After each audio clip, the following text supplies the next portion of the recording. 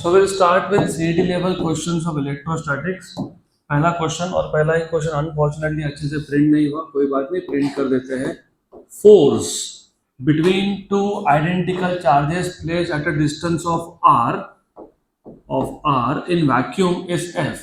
तो हमारे पास दो चार्जेस थे which were placed at a distance r, और उन दोनों में फोर्स इन वैक्यूम कितना है, f.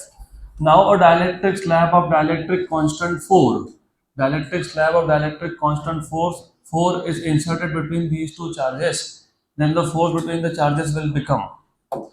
देखो ऐसा है, बहुत सिंपल सा क्वेश्चन है. क्वेश्चन अगर रीडिंग में नहीं समझ में आया तो कोई बात नहीं, तो यहाँ पे समझ लो. तो हमारे पास दो चार्जेस है, लेट अस से Q1 and Q2. These two charges were initially placed in vacuum. ऐसा बोला है वैक्यूम, और डिस्टेंस दोनों में कितना है, r. तो as you know the force between two charges when they are in vacuum is 1/4 pi epsilon 0, right? Q1 Q2 by r square. अब यही दो चार्जेस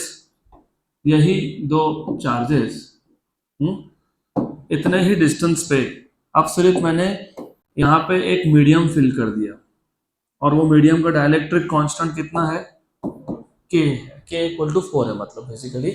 तो what is the dielectric constant here, k की value 4 है. तो if you remember, ये force in vacuum था जिसको इन लोगों ने f बोला है क्वेश्चन में. तो अगर आपको याद होगा, इफ यू रिमेंबर, हमने देखा था कि when the same charges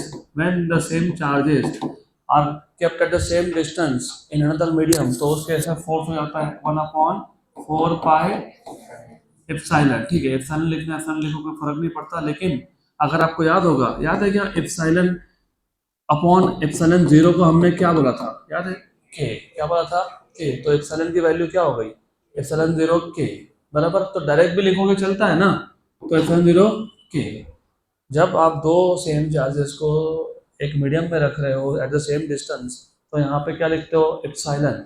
लेकिन आपको याद है हमने थ्योरी में एप्सिलॉन अपॉन एप्सिलॉन 0 क्या डिफाइन किया था, डाइलेक्ट्रिक कांस्टेंट. तो एप्सिलॉन क्या आ गया, epsilon 0 k.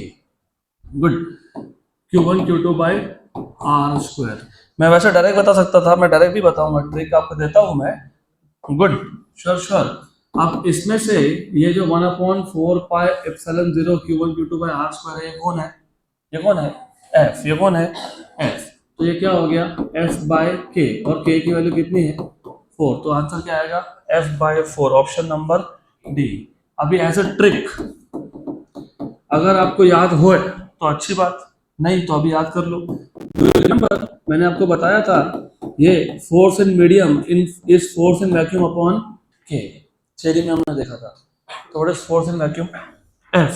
What is the value of k, 4. तो सीधे सीधा आंसर क्या आ गया, f by 4. Done. Good, simple question था ना. अगला क्वेश्चन, नेक्स्ट क्वेश्चन, ये भी सिंपल ही है. अगला क्वेश्चन भी सिंपल है. The charge on two identical metallic balls are 40 microcoulomb and -10 microcoulomb respectively, and they are separated at 2 meter. तो हमारे पास दो मेटालिक बॉल्स है, उसमें से एक पे +40 माइक्रोकूलम का चार्ज है, एक पे -10 माइक्रोकूलम का चार्ज है. उन दोनों में डिस्टेंस कितना है, 2 मीटर का. How much and nature of force will act between them. तो कितना फोर्स होगा, और फोर्स कौन से टाइप का होगा, अट्रैक्टिव या रिपल्सिव. अच्छा, अट्रैक्टिव. एक पॉजिटिव चार्ज है, एक नेगेटिव चार्ज है, तो फोर्स क्या होगा, अट्रैक्टिव. तो रिपल्सिव तो हो नहीं सकता, मतलब बेसिकली ऑप्शन नंबर ए और सी तो नहीं आएगा. अभी आपको सिर्फ क्या फाइंड करना है, फोर्स की वैल्यू फाइंड करनी है, विच इज टू सिंपल. तो फोर्स की वैल्यू कैसे फाइंड करते हो, 1/4 pi epsilon 0 Q1 Q2 by r square. तो ये वैल्यू क्या होती है, 9 × 10⁹. Q1 की वैल्यू कितनी है, 40 माइक्रो, मतलब 10⁻⁻6. Q2 की वैल्यू कितनी है, -10 माइक्रो, मतलब 10⁻⁻6. अब तुमने बोल दिया ना अट्रैक्टिव, तो माइनस साइन नहीं भी लिखोगे तो भी चलता है, डजंट मैटर, क्योंकि अभी सिर्फ तुमको वैल्यू चाहिए. डिस्टेंस कितना है दोनों में, 2. तो 2 का क्या करेंगे, स्क्वायर. पक्का. देखो ऐसा है, अब ये 4 है और ये 40 है, तो क्या हो गया, 10 सा. ये 10 मतलब 10⁻², और ये 10⁻⁹, 10⁻11, और ये टोटल 10⁻⁻12. तो 10⁻⁻1 बचा इंटू 9 बचा, मतलब 0.9, तो 0.9 Newton, 0.9 Newton attractive, option number D. Good, बहुत ही सिंपल क्वेश्चन था। अगला क्वेश्चन, नेक्स्ट क्वेश्चन, ये भी सिंपल है।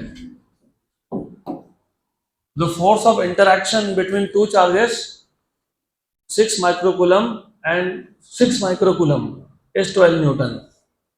If charge of -2 microcoulomb is added to each of the charges, then the new force of interaction is। बहुत simple सा question है ये भी। तो ऐसा है, इमेजिन हमारे पास पहले चार्ज Q1 था, कितना था 6 माइक्रोकूलम, दूसरा चार्ज Q2 था, वो भी कितना था 6 माइक्रोकूलम, कितना था 6 माइक्रोकूलम, बराबर। और दोनों में, इन दोनों में फोर्स कितना है 12 न्यूटन, बराबर। अब इन्होंने बोला है कि हमने दोनों चार्जेस पे कितना एक्स्ट्रा चार्ज डाल दिया -2, तो पहले +6 था, -2 ऐड करो, कितना हो गया 4। तो Q1 डैश और Q2 डैश ये दोनों का वैल्यू कितना है 4। तो अभी न्यू फोर्स कितना, ऐसा पूछा है F डैश, बराबर।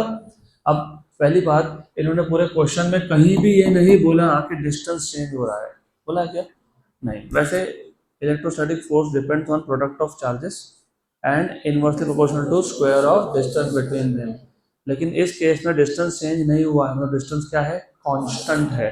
तो force is proportional to just the product of charges Q1 and Q2, बराबर। तो new force F dash upon the original force F equal to new charge Q1 dash Q2 dash upon original charge Q1 and Q2, हो गया, good. तो अभी F dash, वैसे एक काम करेंगे, माइक्रोकूलम लिखेंगे नहीं, क्यों नहीं लिखेंगे बताता हूं मैं आपको। तो F डैश अपॉन F कितना है 12, Q1 डैश कितना था 6, Q2 डैश कितना था 6, माइक्रोकूलम, और ये कितना है 4, और ये कितना है 4, माइक्रोकूलम क्या हो गए कैंसिल, मतलब 10⁻⁻6 ऊपर 2 बार था और डिनोमिनेटर में 2 बार था, दोनों बार क्या हो गया कैंसिल, तो इसलिए हमने लिखा गया नहीं, तो लिखना नहीं है उसको, बिल्कुल लिखना नहीं, बराबर। हाउ मच इज दिस 3 जा 2 जा 3 जा 2 जा 9/4, कितना 9/4, बराबर।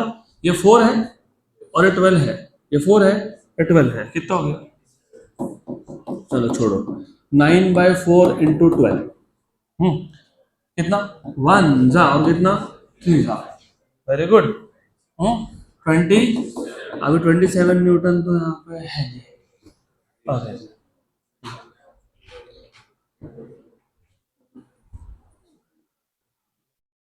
तो देखो, क्योंकि अभी आंसर नहीं मैच हो रहा, इसका मतलब 100% प्रिंटिंग मिस्टेक है, and I just verified the printing mistake है।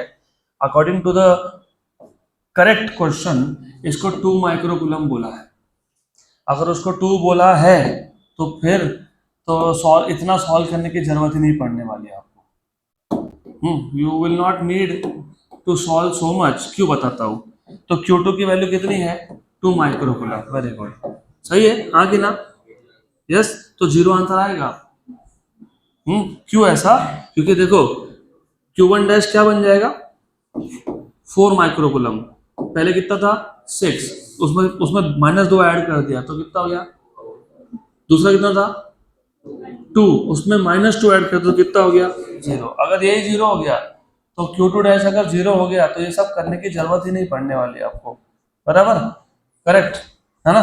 ये Q1 dash what is Q1 dash 4, और ये कितना 0 अपॉन 6 इंटू 6, लेकिन ऊपर क्या आ गया 0, ऊपर 0 आ गया ना, 0 पक्का 0, यस पक्का पक्का, तो कितना आ गया 0।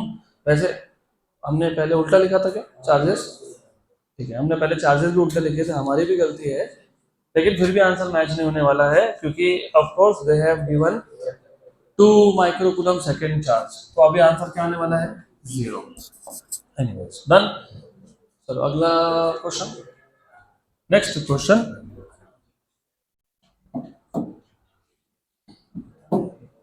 two identical charges repel each other with a force equal to 10 mgwt ये तुमको MGWT, KGWT, GWT याद है क्या?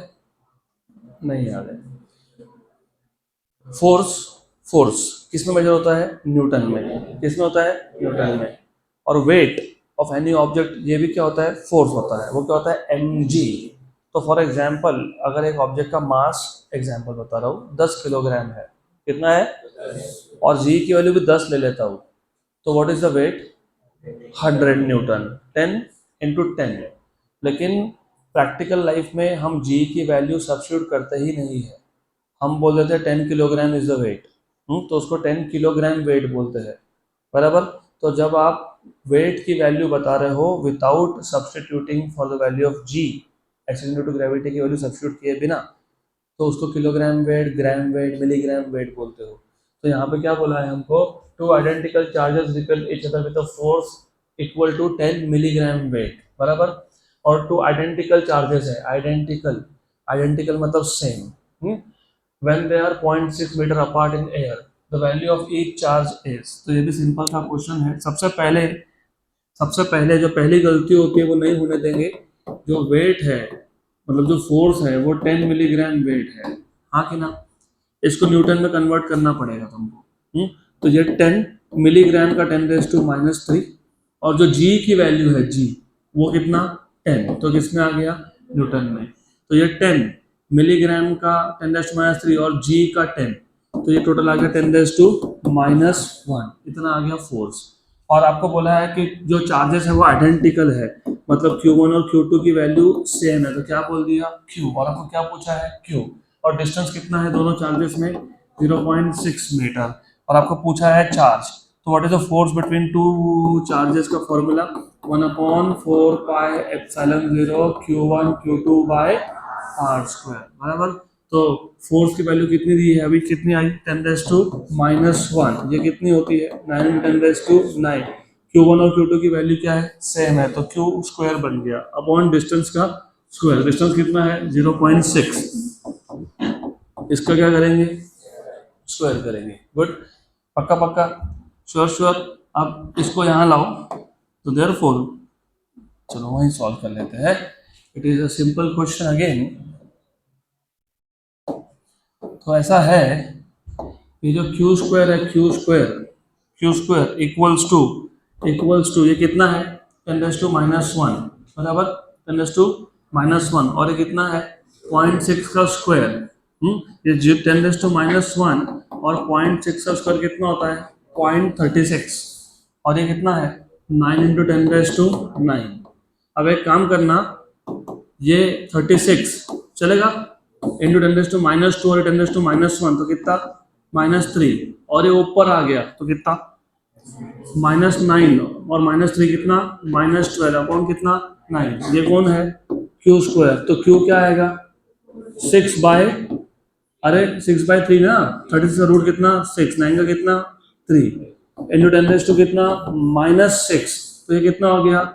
2। तो 2 इंटू 10⁻⁻6 कूलम। 2 इंटू 10⁻⁻6 मतलब 2 माइक्रो कूलम। अरे वो माइक्रो होता है, क्या होता है? तो आंसर क्या आएगा? D, 2 micro coulomb. Done, simple. One last question. नहीं नहीं नहीं, चलो ठीक, okay, will stop for today.